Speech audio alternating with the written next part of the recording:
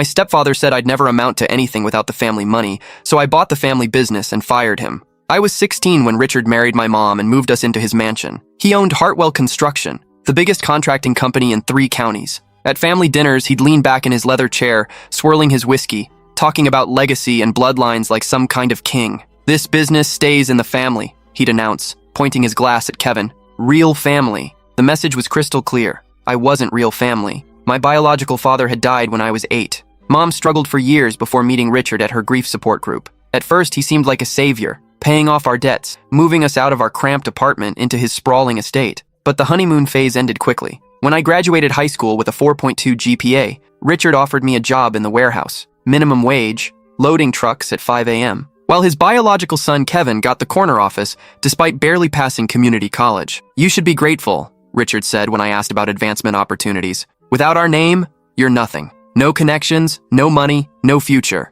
At least I'm giving you honest work." Kevin smirked from behind his desk, feet up, playing games on his computer. That night, I made a decision that would consume the next 12 years of my life. I enlisted in the Army Corps of Engineers the following Monday, spent 4 years learning construction from the ground up. While Kevin partied through college on daddy's dime, I was building bridges in Afghanistan, learning real leadership under pressure, used my GI Bill for civil engineering at State, graduated summa cum laude while working graveyard shifts at Morrison & Associates, Richard's biggest competitor. Richard laughed when he heard about my degree. "Playing in the dirt won't make you family, boy." By 25, I was running major projects for Morrison. By 30, I was partner, specializing in fixing the messes Hartwell Construction left behind. Every bid we won, every contract we stole, I thought of Richard's words. Last month, Richard had a massive heart attack during a board meeting. While he recovered, Kevin ran the company straight into the ground. 3 major lawsuits, 2 OSHA safety violations, and a sexual harassment claim that made the local news. Their biggest investor, Henderson Development,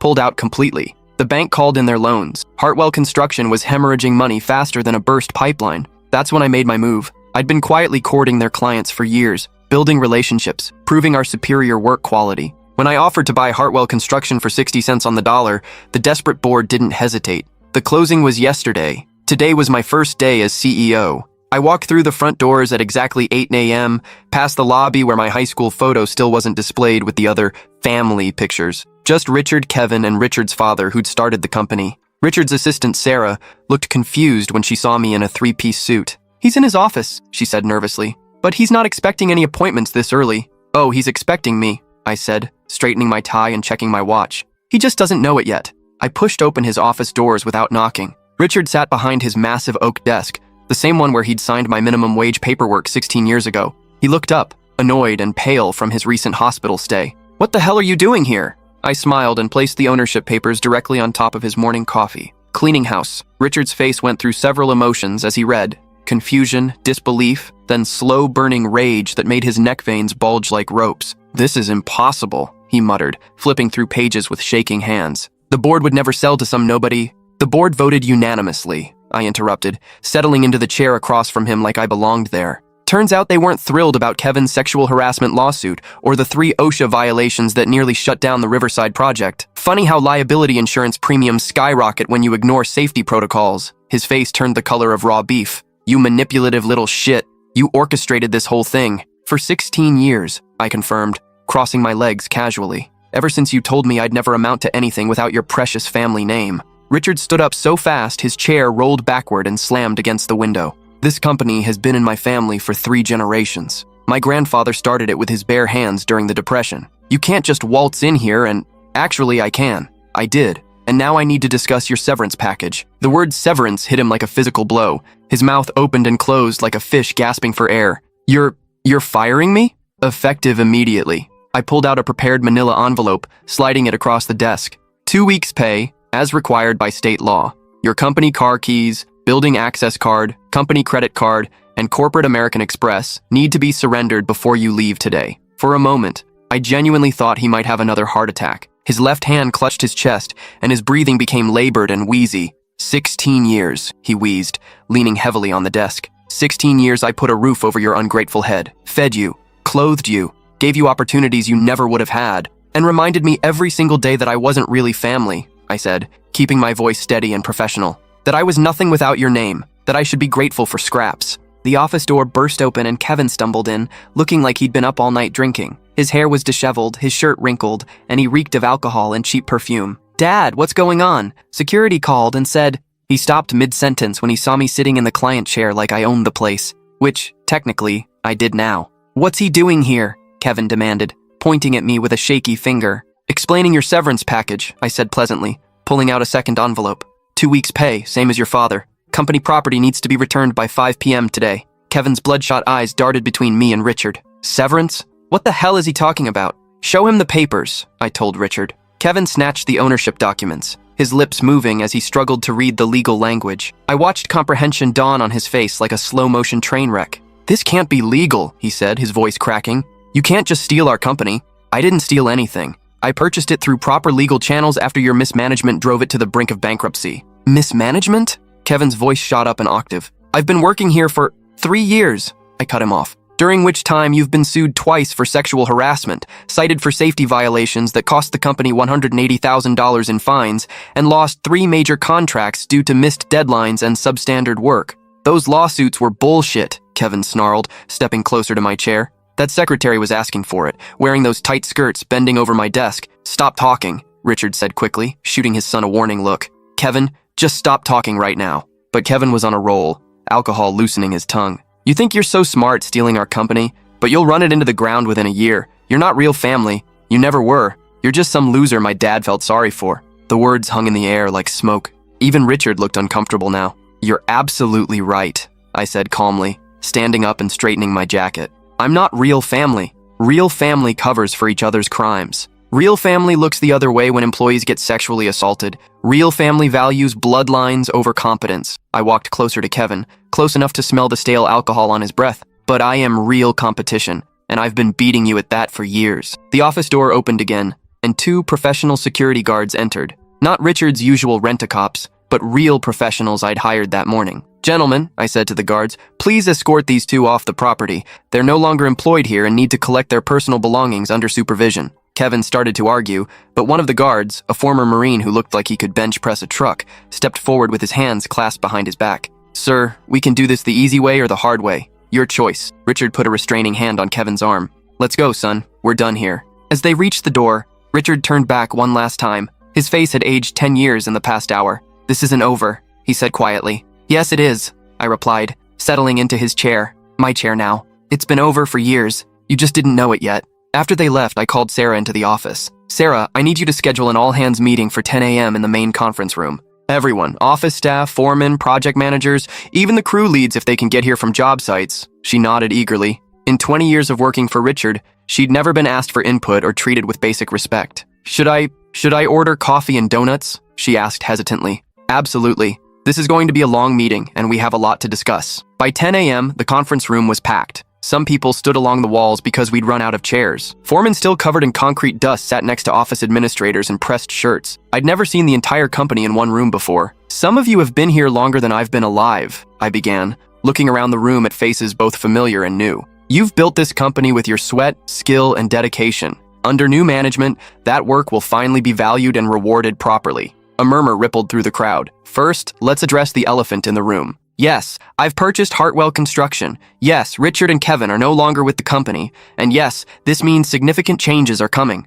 Mike Rodriguez, the crane operator Richard had threatened to fire for questioning unsafe practices, raised his hand. "What about the projects Kevin screwed up? The Henderson job is a complete nightmare. We're 3 weeks behind schedule and the foundation work has to be completely redone." "I've reviewed all active projects," I said, pulling up a presentation on the wall-mounted screen. "Henderson will be completed correctly, even if it takes longer and costs more initially. Our reputation depends on delivering quality work, not cutting corners to boost short-term profits." I clicked to the next slide, showing a detailed breakdown of every active project, their current status, and proposed remedies. The Riverside project will undergo complete environmental remediation. Yes, it'll cost us $200,000, but it's better than the federal investigation we were heading for. Tom Wilson, a foreman who'd been with the company for 15 years, spoke up. "What about the rest of us? Are there going to be layoffs?" "No layoffs for performance-related reasons. In fact, I'm implementing immediate changes that will benefit everyone in this room." I clicked to the next slide. New company policies and benefits. Effective immediately.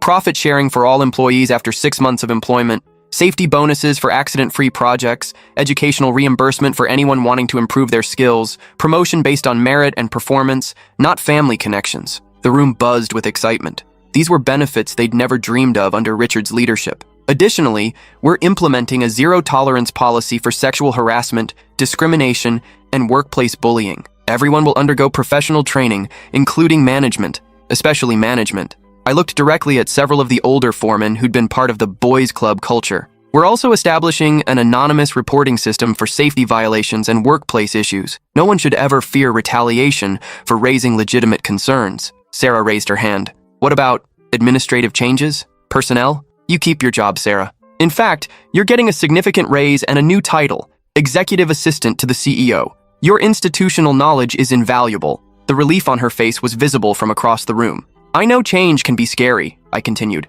but I've spent 12 years preparing for this moment. I've seen how successful companies operate, how they treat their employees, and how they build lasting relationships with clients. Danny Martinez, one of the younger workers, called out, "What about the sexual harassment stuff? Are you going to clean house there too? Anyone with substantiated complaints in their personnel file will undergo mandatory retraining. Anyone with multiple violations will be terminated. We're building a workplace where everyone can do their job without fear or harassment." The meeting lasted 2 hours. People asked questions about everything from vacation policies to equipment upgrades. For the first time in company history, employees felt heard. As the crowd dispersed, Mike Rodriguez approached me. "I just wanted to say thank you. Richard would have fired me last month for complaining about the unsafe scaffold on the Henderson project. 3 guys could have been seriously hurt." "That's exactly why those reports are important," I said. "Safety isn't negotiable." Over the next weeks, word spread through the construction industry like wildfire. Hartwell Construction had new leadership, new standards, and new integrity. 3 major developers who'd stopped using Richard's company called within the first month. Henderson Development, ironically the investor who'd pulled out, wanted to discuss a new project. "We heard about the changes," their project manager explained during our meeting. "The commitment to quality and safety. That's the kind of partner we want." The local newspaper ran a front-page story. Family business gets fresh start under new leadership. They interviewed employees who praised the improved workplace culture and transparent management style. "It's like working for a completely different company," Sarah told the reporter. "We actually have a voice now." The article included a photo of me standing in front of the company headquarters with a group of employees. Everyone was smiling, something that had been rare under Richard's reign. But not everyone was happy with the changes. Richard tried to start his own competing construction firm, calling it Heritage Construction and marketing himself as an experienced industry veteran. But no bank would finance him. The OSHA violations, EPA investigation, and sexual harassment lawsuits had made him toxic to lenders. He also tried to recruit former Hartwell employees, promising them higher wages and a real family atmosphere. Only 2 people left, both friends of Kevin's who'd been part of the workplace harassment problem. Kevin bounced between jobs for months, unable to explain the gap in his resume without admitting he'd been fired from his own family's company. Finally, he took a position as an assistant project manager at a small firm in Florida, far from anyone who knew his history. Mom called me 3 weeks after the takeover. "Richard says you humiliated him in front of the entire company, that you planned this revenge for years." "I planned to succeed for years," I corrected. "Richard's humiliation was his own doing. He's your stepfather. He raised you, gave you opportunities. He housed me, and made sure I knew I wasn't really family every single day for 16 years, I said. "There's a difference between raising someone and tolerating their presence." Mom was quiet for a long moment. I could hear Richard in the background, probably coaching her on what to say. "He's talking about contesting the sale, says you manipulated the board, used inside information. The board made a business decision based on financial performance and legal liability. If Richard wants to contest it in court, that's his choice. But he should know I've documented every safety violation, every harassment complaint, every corner he cut to boost profits. This is tearing our family apart." That stung more than I expected. Despite everything, Mom had always been caught in the middle, trying to keep peace between Richard and me. "No, Mom. Richard tore our family apart 16 years ago when he decided I wasn't good enough to be part of it. I just stopped pretending otherwise." 6 months later, Hartwell Construction had its best quarter in 5 years. The Henderson project finished early and $50,000 under budget. 3 more major contracts were signed, including a $2.3 million municipal building project. I hired Jessica Chen as head of HR, a woman with extensive experience in workplace safety and equality. Sexual harassment training became mandatory for all employees, from entry-level workers to senior management. Safety violations dropped to 0. Employee turnover fell to the lowest rate in company history. The anonymous reporting system resulted in several process improvements and 1 termination for theft. Morale was so high that employees voted to give me a plaque that read, "To the boss who listens." It sits on my desk where Richard's picture of Kevin used to be. The success attracted attention from industry publications. Construction Today ran a feature article titled, "How New Leadership Transformed a Struggling Family Business." They highlighted our safety record, employee satisfaction, and rapid financial turnaround.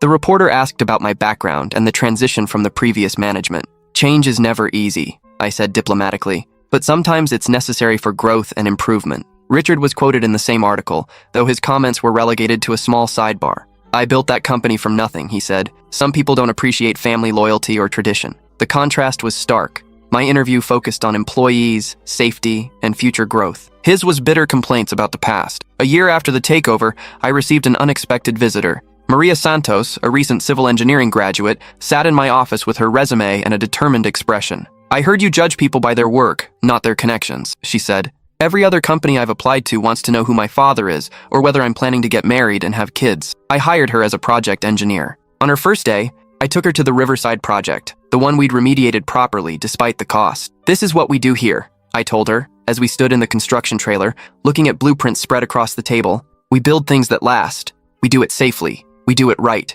She nodded eagerly, hard hat gleaming in the fluorescent light. "And Maria," I added, "in this company, family is what you make it, not what you're born into." Maria proved to be exceptional. Within 6 months, she was leading her own small projects. Within a year, she was managing major construction phases. Her attention to detail and safety-first approach impressed clients and colleagues alike. The Henderson Development Project became a showcase for our new approach. When completed, it was featured in Architectural Digest as an example of sustainable construction practices. The safety record was perfect. Not a single reportable incident over 8 months of construction. Henderson's CEO, Patricia Wells, called me personally to discuss future projects. "We've worked with dozens of contractors over the years," she said. "Your team's professionalism and attention to detail is exceptional. We'd like to discuss an exclusive partnership for our next development phase." That contract was worth $15 million over 3 years, but success brought new challenges.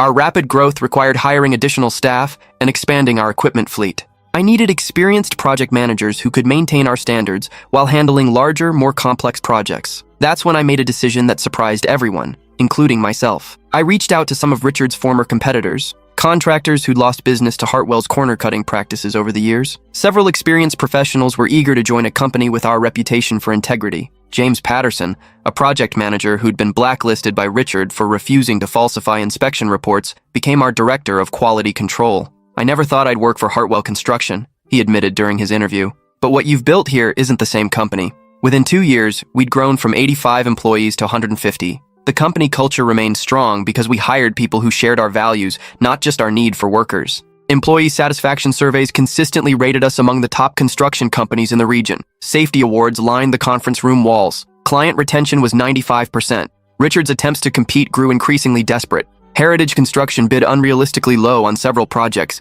trying to undercut our prices. When they inevitably went over budget, clients came to us to finish the work properly. The irony wasn't lost on anyone in the industry. We were cleaning up Richard's messes again, just like the old days at Morrison & Associates. One autumn afternoon, Kevin showed up at our office unannounced. Security called me before letting him into the building. I found him in the lobby, looking older and worn down. His clothes were rumpled and he'd lost weight in an unhealthy way. "I need a job," he said without preamble. "Kevin, I know what you're thinking, but I've changed. The lawsuit in Florida, the drinking, I went to rehab. I've been sober for 4 months. I studied his face, looking for signs of the entitled, aggressive person he'd been. He seemed genuinely different, humbled even. What happened in Florida? Same thing that happened here. Sexual harassment complaint, fired for cause. But this time, I didn't have Daddy to protect me. I had to face what I'd become." He pulled out his phone, showing me pictures of a therapist's certificate and AA attendance records. "I'm not asking for special treatment. Start me in the warehouse, minimum wage. I just need a chance to prove I can change." It was one of the hardest decisions I'd ever made. Every rational part of my brain said to refuse. Kevin had been part of the toxic culture that had nearly destroyed the company. But looking at him, really looking, I saw something I'd never seen before. Humility. Genuine remorse. "You'd report to Maria Santos," I said finally. "She's running our new equipment maintenance program. Any problems, any harassment, any attitude issues, any relapse, and you're gone permanently." Kevin nodded rapidly. "I understand. Thank you. Thank you for the chance. Don't thank me yet. Thank me in 6 months if you're still here and doing good work." Kevin's return shocked everyone, including our employees. Several people expressed concerns. Remembering his previous behavior, I addressed it in a company-wide meeting. "We're giving Kevin a probationary opportunity to prove he's changed.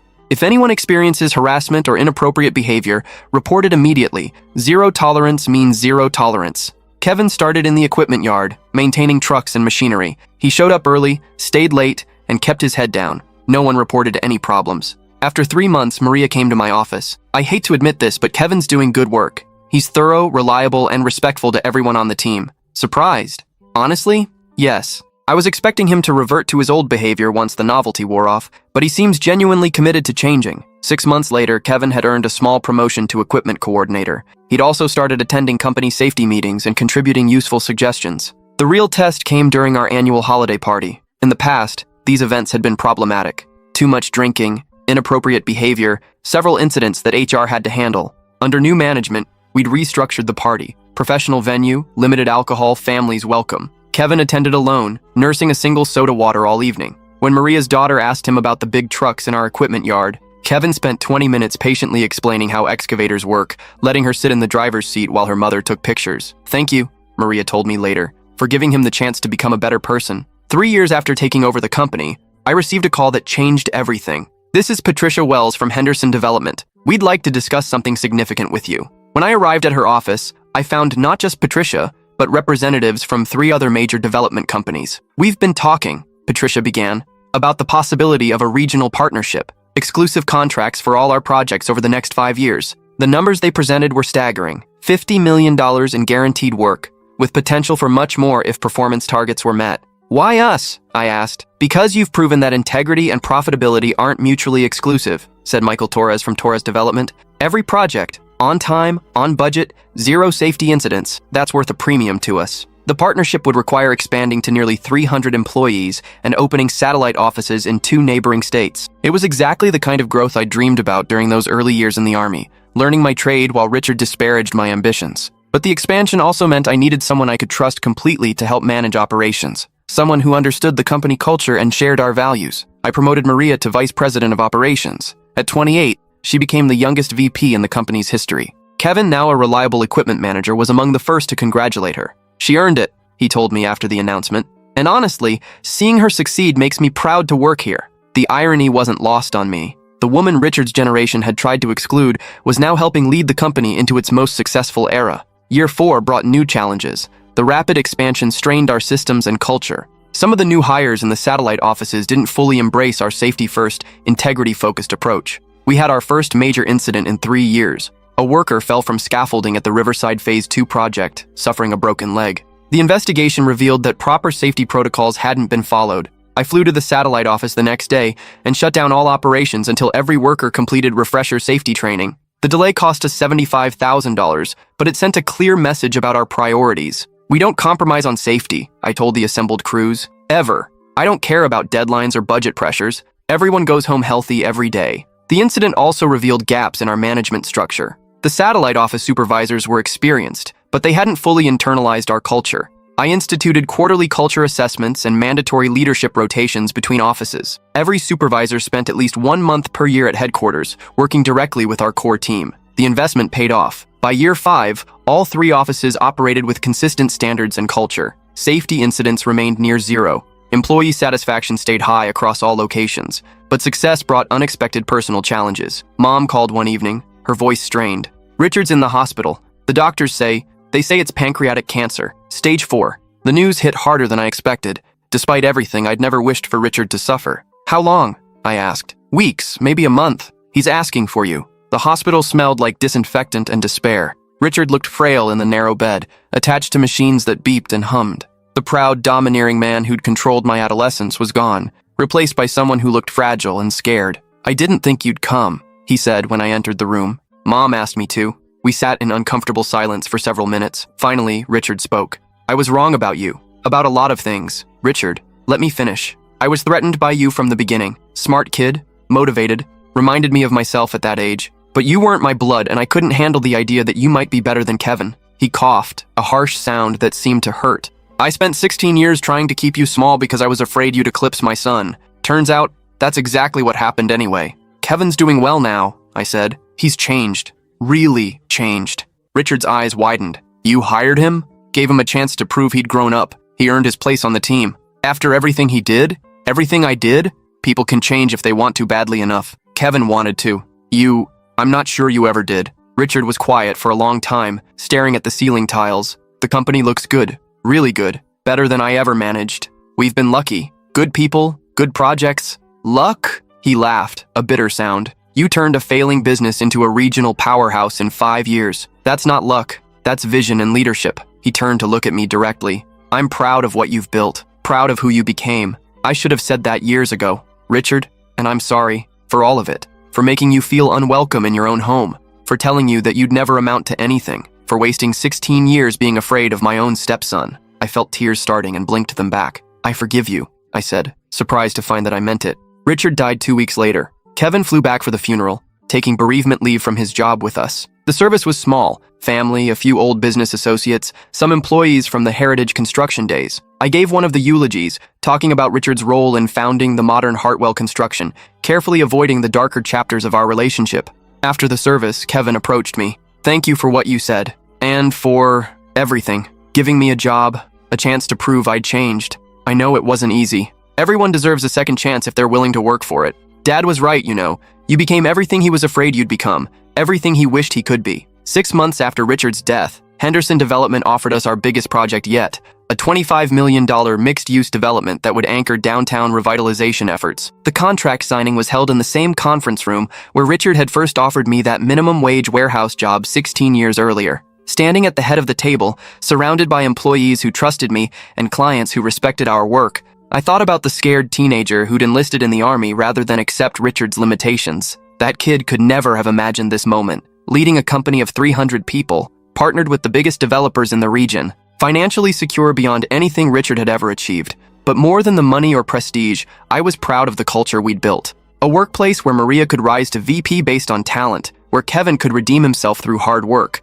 where safety and integrity weren't negotiable. As I signed the contract, I glanced at the wall where Richard's portrait had once hung. In its place was a group photo from our latest safety award ceremony, 150 smiling faces representing the real heart of Hartwell Construction. After the clients left, I found myself alone in the conference room, looking out at the construction yard where I'd once loaded trucks for minimum wage. Sarah knocked on the doorframe. The new business cards arrived, she said, handing me a box. Thought you might want to see them. I opened the box and pulled out a card. Michael Hartwell, Chief Executive Officer, Hartwell Construction, Building Excellence Together. For the first time, my last name was printed on a Hartwell Construction business card. Not because I'd married into the family or inherited the position, but because I'd earned it. That evening, I called Mom. The funeral was beautiful, she said. Richard would have been pleased. How are you doing? Really? Better than I expected. The house feels empty, but peaceful. For the first time in years, peaceful. What will you do now? I was thinking about traveling. Maybe visiting you at the office, seeing what you've built. I'd like that. Michael? Yeah? I'm proud of you. I should have said that years ago, but I'm saying it now. I'm proud of the man you became and the business you've built. After hanging up, I walked through the office one more time before heading home. The desks were empty, computers sleeping, but evidence of our success was everywhere. Project photos lined the walls. Safety awards filled display cases. Employee recognition certificates covered an entire bulletin board. In my office, I sat at the desk that had once been Richard's throne of power. The ownership papers that had started this journey were framed on the wall, not as a trophy, but as a reminder of how far we'd all come. Tomorrow would bring new challenges, new projects, new opportunities to prove that success built on integrity and respect was more lasting than anything achieved through fear and favoritism. But tonight, I allowed myself a moment of satisfaction. Richard had been wrong about everything that mattered. I'd amounted to something without the family money. I'd built something better than he ever imagined. And I'd done it by becoming exactly the kind of leader I'd wished for when I was 16 and loading trucks at 5 a.m., dreaming of something better. The company that had once been Richard's legacy was now something entirely different, a place where talent was rewarded, safety was paramount, and family was defined by commitment and respect rather than bloodlines. Richard said I'd never amount to anything without the family money. He was wrong. I'd amounted to everything because I'd learned to build my own family, my own legacy, and my own definition of success. And that, more than any dollar amount or business achievement, was worth everything I'd sacrificed to get here.